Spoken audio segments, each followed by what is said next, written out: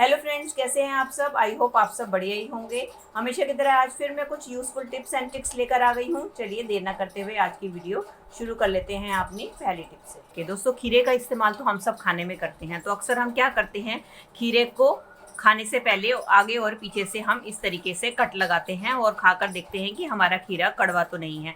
तो क्या होता है, कई बार हमारा खीरा कड़वा निकल जाता है तो हमें घंटों इसको इस तरीके से घिसना पड़ता है इसका कड़वापन दूर करने के लिए। तो आज मैं आपके साथ एक जो ट्रिक शेयर करने वाली हूँ उसकी मदद से आपको घंटों तक खीरे को रगड़ना नहीं पड़ेगा और जब आप काटेंगे तो आपका खीरा जो है बिल्कुल भी कड़वा नहीं निकलेगा। तो उसके लिए आपने क्या करना है, जब भी आप खीरा काटें या छीलने लगे तो आपने क्या करना है, आगे और पीछे से खीरे को कट नहीं करना है, आपने खीरे को कट करना है इस तरह की तरफ से।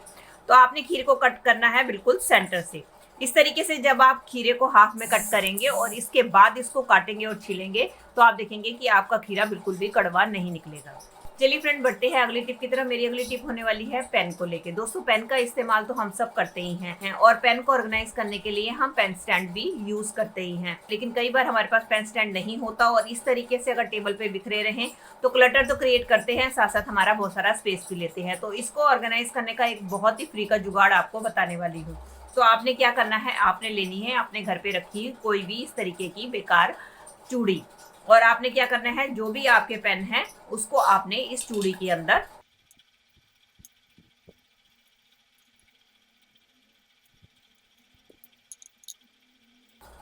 इस तरीके से आपने सारे पेन को अपनी चूड़ी के अंदर डाल देना है। अब इसके बाद आप अपने स्टडी टेबल के ऊपर किसी भी हुक के ऊपर इसको टांग कर रख सकते हैं। इससे दो फायदे होंगे, एक तो आपके पेन भी ऑर्गेनाइज हो जाएंगे, कोई पेन स्टैंड नहीं खरीदना पड़ेगा, और दूसरा आपको जब भी जरूरत होगी बड़ी आसानी से आपको ये मिल भी जाएंगे।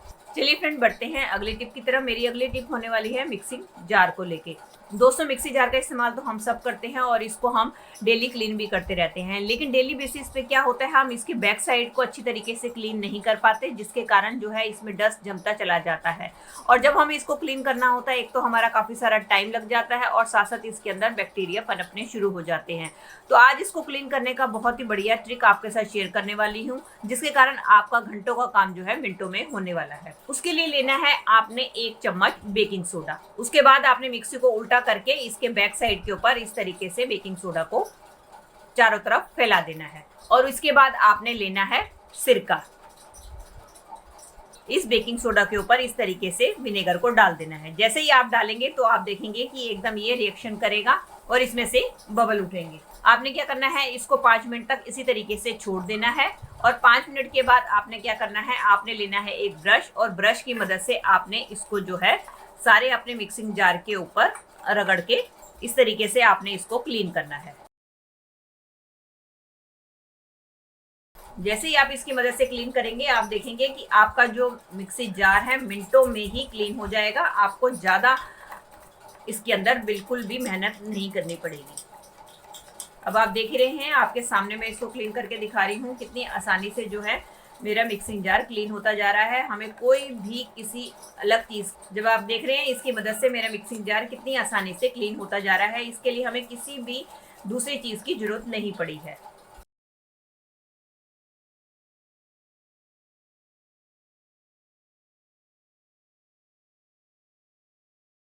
अब आप देख ही सकते हैं, देखते देखते मेरा मिक्सी जार जो है मिनटों में ही क्लीन हो गया। अब मैं आपको इसको साफ पानी से वॉश करके भी दिखाती हूँ। अब आप देख सकते हैं मेरा मिक्सिंग जार एकदम क्लीन हो चुका है। इस तरीके से छोटे छोटे ट्रिक अपनाकर हम अपने घंटों का काम तो मिनटों में कर ही सकते हैं, साथ साथ अपने समय और पैसे की भी बचत कर सकते हैं। चलिए फ्रेंड, बढ़ते हैं अगली टिप की तरफ। दोस्तों, पूरियां तो हम सब अपने घर पे बनाते ही हैं और पूरियां बनाने के लिए अक्सर हम बेलन का इस्तेमाल करते हैं। क्या कभी आपने पूरियां बनाने के लिए चार्जर का इस्तेमाल किया है? नहीं तो आज मैं आपको बताऊंगी कि आप चार्जर की मदद से ढेरों पूरियां मिनटों में कैसे बनाकर तैयार कर सकते हैं, वो भी बिना बेलन के लिए। उसके लिए आपने कोई भी चार्जर लेना है और उसके बाद हमें जरूरत होगी इस तरीके से, हमें जरूरत होगी किसी भी कंटेनर के कैप की। अब हमें क्या करना है, इस चार्जर को हमें इस कैप के ऊपर इस तरीके से चिपका देना है।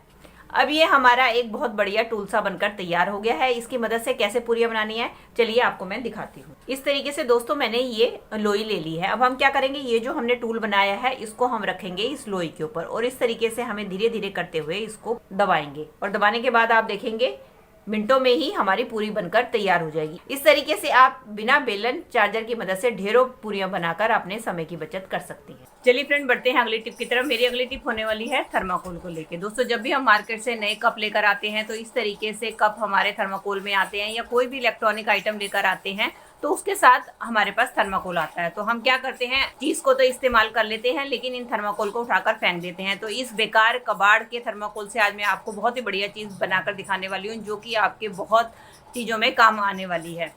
तो उसके लिए आप ले लें कोई भी थर्माकोल। अब हमें जरूरत होगी किसी भी बर्तन की, आप कोई भी बर्तन ले सकते हैं। उसके बाद आपको एक चीज की और जरूरत होगी, वो है पेट्रोल। तो आपने क्या करना है, पहले लेना है पेट्रोल। इसके लिए मैं ले रही हूँ 2 ढक्कन पेट्रोल।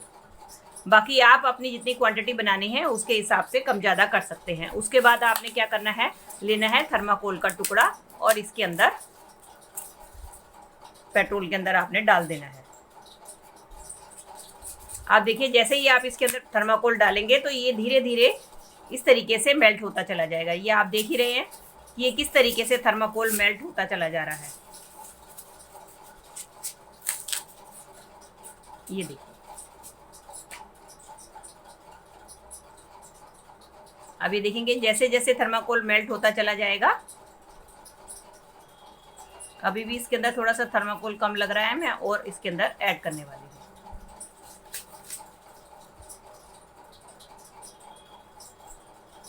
अगर आपको थर्माकोल की या पेट्रोल की क्वांटिटी कम लगती है तो आप थोड़ा ज़्यादा कर सकते हैं। तो आपने इसको एक ग्लू की शेप में बनाना है। ये देखिए,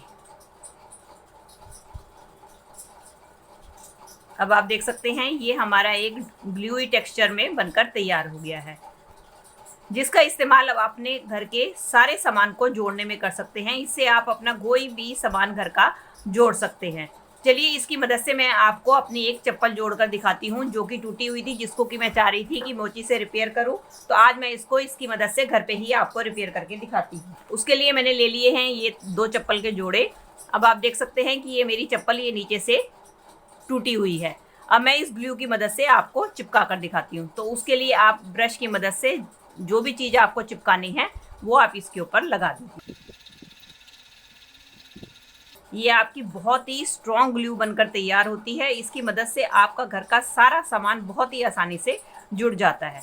ये देखिए, मैंने इसको लगा दी है और इसके बाद आपने इसको अच्छी तरीके से प्रेस करके किसी चीज़ के नीचे दबाकर रख देना है, ताकि ये अच्छी तरीके से जुड़ जाए। चाहे तो आप इसको पकड़ के रखें, चाहे इसके ऊपर कोई आप हैवी वेट वाली चीज़ रख दें, जिससे कि ये आपस में जुड़ा रहे। और इसी तरीके से देख सकते हैं कि मेरी ये भी स्ट्रिप उतरी हुई है, इसके ऊपर भी मैं ये आपको ग्लू लगा कर दिखाती हूँ।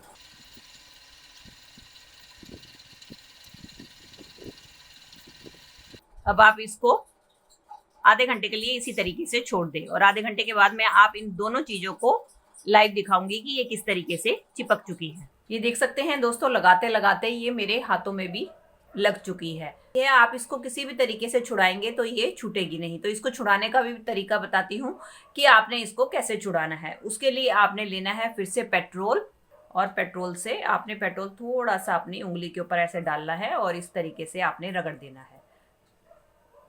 जैसे ही आप पेट्रोल से रगड़ेंगे तो ये आपकी जो गोंद है वो सारी की सारी आपकी हाथ पे लगी हुई सारी की सारी उतर जाएगी। ये देख सकते हैं मेरी उंगली पे लगी हुई थी, अब ये बिल्कुल साफ हो चुकी है। ये देख सकते हैं आप, मेरी दोनों चप्पल जो हैं चिपक चुकी हैं। अब मैं आपको दिखाती हूँ। ये देखिए, पहले मैंने इसके ऊपर लगाया था सॉल्यूशन, ये चप्पल मेरी चिपक चुकी है, देख सकते हैं आप। और दूसरा मैंने इसके ऊपर आपको लगाया था। अब आप ये भी देख सकते हैं कि मेरी दोनों की दोनों चप्पलें आसानी से चिपक चुकी हैं। इस तरीके से आप ये सॉल्यूशन बनाकर तैयार कर लें और अपने घर का सारा सामान जो है इसकी मदद से बहुत आसानी से चिपका सकते हैं। इसके लिए ना तो आपको मोची के पास जाने की ज़रूरत है और ना ही आपको ग्लू लाने के लिए पैसे खर्च करने की ज़रूरत पड़ेगी। तो दोस्तों, ये थी मेरी आज की वीडियो। आई होप आपके लिए यूज़फुल रही होगी। इनमें से अगर कोई भी टिप आपके लिए हेल्पफुल रही है तो इसे लाइक शेयर कमेंट कीजिएगा, और मुझे कमेंट करके ये भी बताइएगा कि आप और किस तरीके की वीडियो देखना चाहेंगे। चलिए दोस्तों, मिलती हूँ नई वीडियो के साथ। Till then take care and bye bye.